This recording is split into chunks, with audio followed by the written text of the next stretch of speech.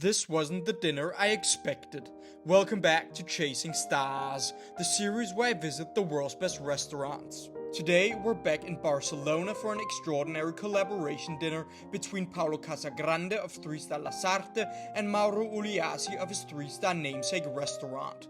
And this is not just a regular dinner between two of the world's best chefs. It's a story of mutual respect and friendship, of how journeys can differ yet paths cross again with people destined for the stars. The two native Italians met as stages at the legendary Martin Berazategui in 2003 and instantly connected and created a bond that has lasted for over 20 years.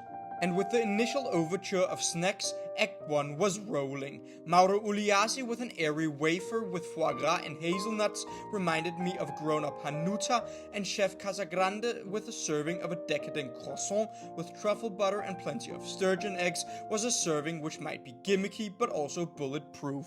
While I'd previously dined at Lasarte and knew how talented Chef Casagrande was, Chef Uliassi was more of an undescribed letter for me.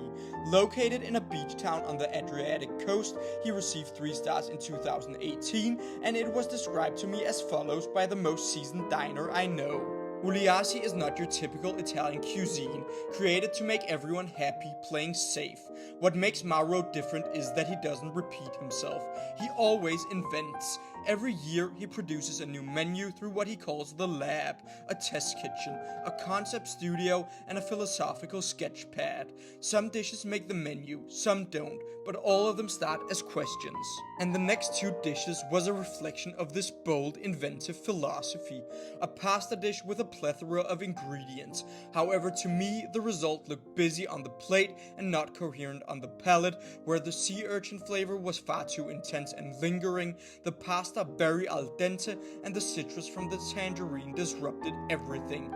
Add to that different temperatures of cold, and the result was a compass going in all different directions. Undoubtedly creative, but more confusing than delicious, and unfortunately the next serving followed a similar pattern. Ossobuco marinara style with cod tripe, which was a conceptual disaster and a textural nightmare, which felt more like culinary intellectual masturbation than good cooking, and I'll let the plate do the talking. This was a surprisingly stark contrast to all of Casagrande's dishes, which were textbook delicious and technically flawless.